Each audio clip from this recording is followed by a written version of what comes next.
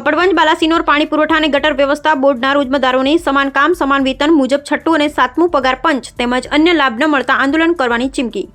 મળતી માહિતી અનુસાર ખેડા જિલ્લાના કપડવંજ અને બાલાસિનોર પાણી પુરવઠા અને ગટર વ્યવસ્થા બોર્ડની જૂથ યોજના ઉપર છેલ્લા કેટલાય વર્ષોથી રોજમદારો ન જીવા વેતનથી ફરજ બજાવી રહ્યા છે, જેઓએ અગાઉ 5મું પગાર પંચ આપવામાં આવ્યું હતું, પરંતુ તારીખ 17/10/1988ના GR મુજબ જે ચુકાદો આપેલો છે તેમાં સ્પષ્ટ ઉલ્લેખ કરેલો છે કે રોજમદારોને તમામ લાભો જેવા કે 50% DA, છઠ્ઠું અને સાતમું પગાર પંચ તેમજ અન્ય લાભો આપવા જે અંગેના પરિપત્ર પણ થઈ ગયેલ છે, પણ તેનો અમલ આજ દિન સુધી કરવામાં આવેલ નથી.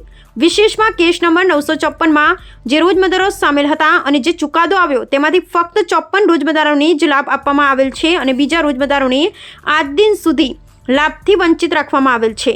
કેટલાય રોજમદારો તો નિવૃત્ત પણ થઈ ગયા અને કેટલાય તો અવસાન પામી ચૂક્યા છે, પરંતુ આજ દિન સુધી લાભ ન મળતા રોજમદારોએ ચીમકી ઉચ્ચારી છે કે આ અંગે સરકાર વહેલામાં વહેલી તકે યોગ્ય નિર્ણય નહીં લે તો અમે ઉગ્ર આંદોલન કરીશું, જે અંગે મુખ્યમંત્રી અને પાણી પુરવઠા મંત્રી સહિતને લેખિત રજૂઆત કરી છે.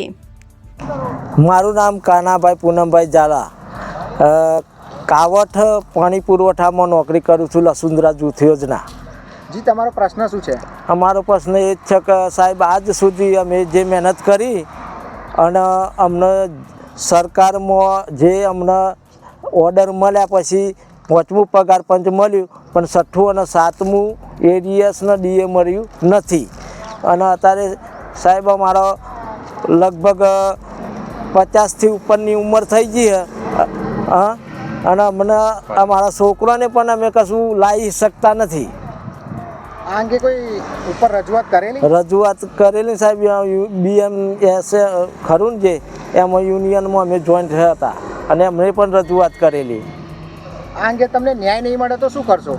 ન્યાય નહીં મળે તો અમે ગોધીથી આંદોલન કરીશું.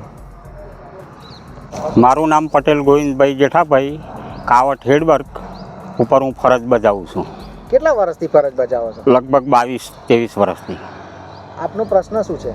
અમારો પ્રશ્ન એ છે સાહેબ કે અમારે જે 5મા પગાર પંચનું 50% DA મળ્યું હતું, બીજું બાકી છે અને 6ઠ્ઠું અને 7મું પગાર પંચ હજુ મળ્યું નથી.